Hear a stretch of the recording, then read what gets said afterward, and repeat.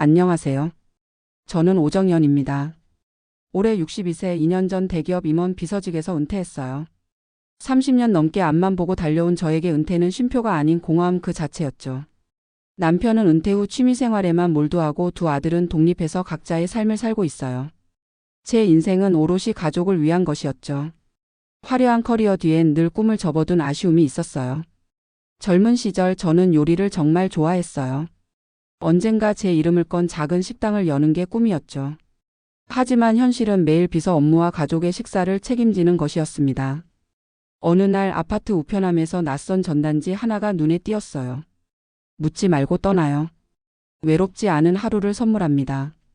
이름도 직업도 그 어떤 개인 정보도 묻지 않는 하루 여행이라니. 처음엔 황당했지만 문득 외롭지 않은 하루라는 문구가 제 마음을 흔들었죠.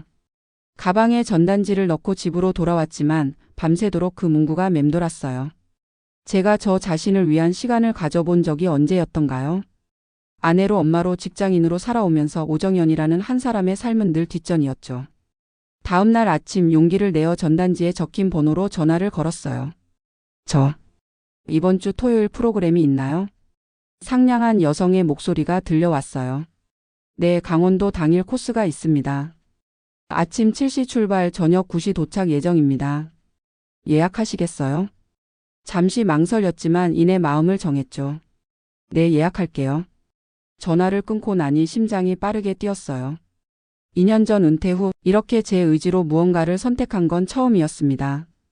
토요일 아침 평소보다 일찍 일어나 간단한 메모를 남겨두었어요. 친구들과 여행 다녀올게. 저녁 늦게 도착할 거야. 아무도 궁금해하지 않을 거짓말이란 걸 알면서도 왠지 모르게 설렜죠. 지하철을 타고 전단지에 적힌 모임 장소로 향했어요. 도착해보니 저와 비슷한 연령대의 남녀 20명 정도가 모여 있었죠. 모두 낯선 얼굴들이었고 어색한 분위기 속에서 서로 눈인사만 주고받았어요. 진행자는 각자 짝을 지어주었습니다. 제 파트너는 깔끔한 차림의 60대 초반 남성이었어요. 버스에 오르자 그가 먼저 자리를 권했습니다. 앉으시죠. 고맙다고 인사하며 자리에 앉았어요. 처음엔 서로 말없이 창밖만 바라보았지만 버스가 도심을 벗어나 고속도로에 접어들자 조금씩 대화가 시작되었죠. 이런 여행은 처음이신가 봐요. 좀 긴장하신 것 같네요. 그가 부드러운 목소리로 물었습니다. 네, 티가 많이 나나요? 쑥스럽게 웃었어요. 아니요, 저도 처음이라 그런지 같은 느낌이 들어서요. 그도 웃었어요. 그럼 뭐라고 불러드리면 좋을까요? 이름 대신 쓸만한 것이요. 그가 잠시 생각하다가 대답했어요. 그냥 선우라고 해주세요. 그럼 저는 미림이라고 해주세요. 잊고 살았던 제 어린 시절 별명이 무심코 튀어나왔죠. 선우 씨는 차분하면서도 유머 감각이 있는 사람이었어요. 우리는 좋아하는 음식, 여행지, 영화 취향에 대해 이야기했습니다. 놀랍게도 대화가 끊이지 않았어요. 특히 우리가 동갑이라는 사실을 알게 되었을 때는 더욱 대화가 즐거웠죠. 평소 남편과는 세대 차이를 느꼈고 자녀들과는 대화 주제가 제한적이었는데 선우 씨와는 마치 오랜 친구처럼 편안함을 느꼈어요. 버스가 동해안의 작은 어촌 마을에 도착했을 때 저는 창밖으로 비치는 바다의 푸른빛에 가슴이 설렜어요. 매일 반복되는 집안일과 무료한 일상에서는 상상할 수 없었던 풍경이었죠. 우리 일행은 먼저 작은 해변의 펜션에 짐을 풀었습니다. 방 배정은 추첨으로 이루어졌고 모두 1인 1실이었습니다. 점심으로 마을 횟집에서 신선한 회를 먹은 후 자유시간이 주어졌어요. 대부분의 참가자들은 335 모여 해변을 거닐거나 마을 구경을 나섰죠. 혹시 저기 보이는 등대까지 같이 걸어볼래요? 선호 씨가 조심스럽게 제안했습니다. 좋아요. 우리는 해변을 따라 천천히 걸었습니다. 가끔 파도가 밀려와 발끝을 적시면 선우 씨는 재빨리 저를 파도에서 멀리 당겨주었고 그럴 때마다 우리의 손이 스치며 미묘한 설렘이 일었죠. 미림 씨는 평소 취미가 뭐예요? 그가 물었습니다. 글쎄요. 요즘은 특별한 취미가 없는 것 같아요. 그저 시간이 너무 많아요. 아, 그렇군요. 저도 비슷해요. 한때는 제 삶의 전부였던 걸 지금은 할 수 없으니. 그가 잠시 생각에 잠기더니 말을 이었습니다. 예전에는 요리하는 게 취미이자 직업이었어요. 전국을 다니며 새로운 식재료를 찾고 맛의 조합을 연구했죠. 정말요? 요리라니 멋지네요. 저는 한때 요리사가 되는 게 꿈이었어요. 매일 새로운 레시피를 연구하고 사람들에게 맛있는 음식을 대접하는 걸 좋아했죠. 결혼 전에는 꽤 열심히 했는데 어느새 잊혀졌네요. 그의 눈빛이 흔들리는 것을 보았지만 대수롭지 않게 넘겼어요. 등대로 향하는 길은 생각보다 가팔랐습니다. 중간쯤 올라갔을 때 저는 숨이 가빠져 잠시 쉬어가야 했죠. 와, 여기서도 이렇게 아름다운데 등대에 올라가면 얼마나 더 멋질까요? 선호 씨가 감탄했습니다. 서두르지 말고 천천히 올라가요. 시간은 충분하니까요. 그의 배려에 마음이 따뜻해졌습니다. 남편은 항상 제 페이스를 맞춰준 적이 없었으니까요. 등대에 도착했을 때는 이미 오후가 깊어가고 있었습니다. 수평선 너머로 붉게 물들기 시작한 하늘, 그 아래 끝없이 펼쳐진 푸른 바다. 미림 씨, 저기 보세요. 선호 씨가 수평선 위로 날아가는 갈매기들을 가리켰습니다. 정말 자유롭게 보이네요. 자유롭다. 그런 느낌을 오랜만에 느껴요. 그가 말했습니다. 우리는 등대 난간에 기대어 한동안 말없이 풍경을 감상했습니다. 바다에서 불어오는 바람이 머리카락을 흐트렸지만 그것조차도 상쾌하게 느껴졌죠. 이렇게 낯선 사람과 함께 있는데도 이상하게 편하네요. 선호 씨와 있으면. 그의 말에 저도 고개를 끄덕였습니다. 저도요. 아마도 서로에 대해 아무것도 모르니까 오히려 더 솔직해질 수 있는 걸까요? 그럴지도 모르겠네요. 어느덧 해가 지기 시작했고 우리는 등대에서 내려와 해변으로 돌아가기로 했습니다. 내려가는 길은 올라갈 때보다 수월했지만 어두워지기 시작한 길에서 발을 헛디뎌 중심을 잃을 뻔했죠. 조심하세요. 선호 씨가 재빨리 제 팔을 잡아주었습니다. 그의 손길이 팔에 닿는 순간 전기가 통한 것처럼 짜릿함이 느껴졌습니다.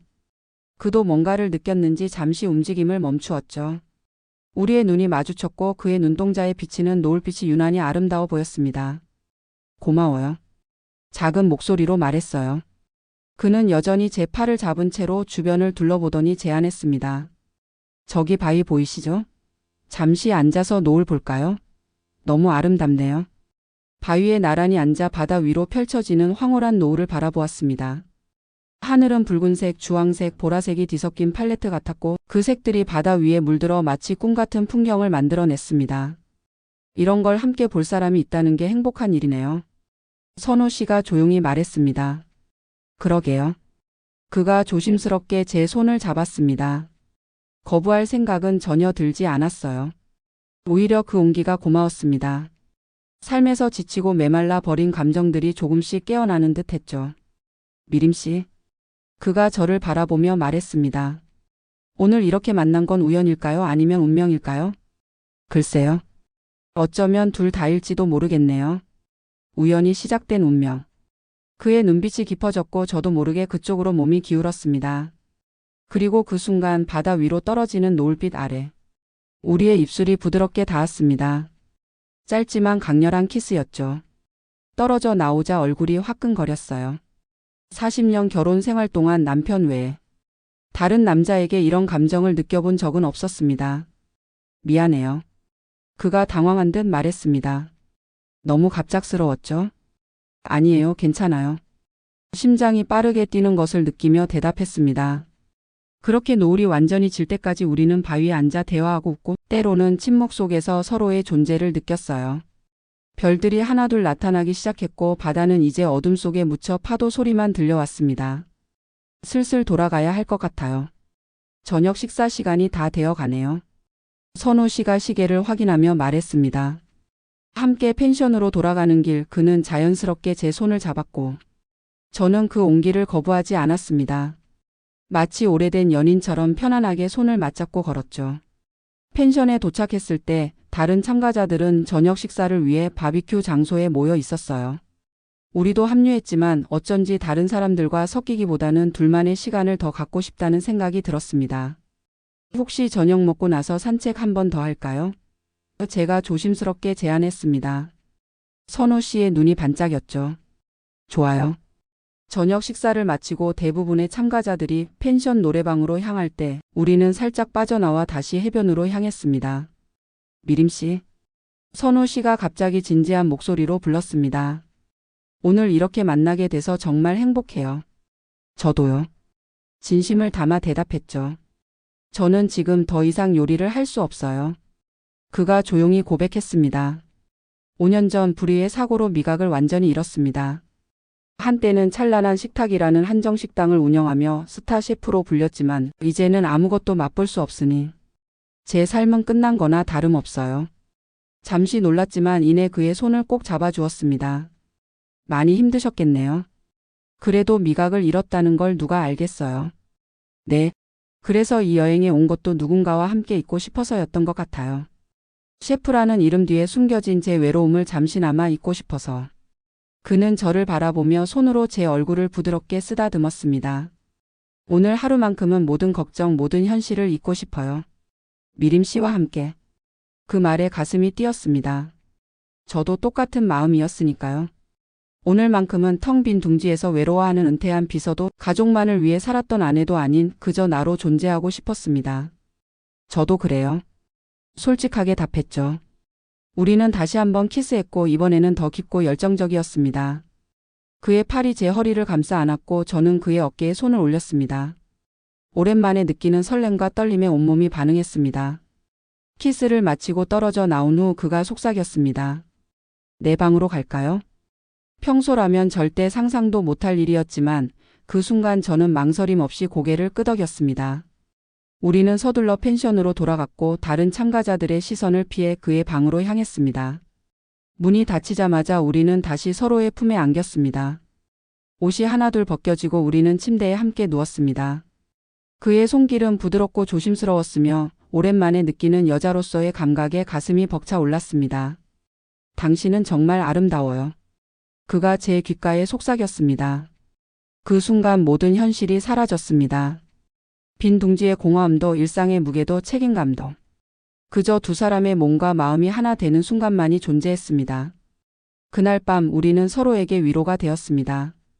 육체적 관계를 넘어 깊은 정서적 교감을 나누었죠. 서로의 상처와 외로움을 위로하며 잠시나마 현실의 무게에서 벗어나는 해방감을 느꼈습니다. 오정연이에요. 그의 가슴에 얼굴을 묻고 속삭였습니다. 제 진짜 이름이요. 그가 제 머리카락을 쓰다듬으며 미소 지었습니다. 박선우입니다. 만나서 반가워요, 정연 씨. 이름을 주고받은 순간 묘한 친밀감이 느껴졌습니다. 더 이상 미림과 선우라는 가명 뒤에 숨은 타인이 아니라 진짜 정연과 선우로서 마주한 것이었으니까요. 그날 밤 우리는 많은 이야기를 나누었습니다. 삶의 아픔과 기쁨, 꿈과 후회에 대해서요. 구체적인 개인 정보는 여전히 피했지만 그래도 서로의 내면을 조금씩 들여다보게 되었습니다.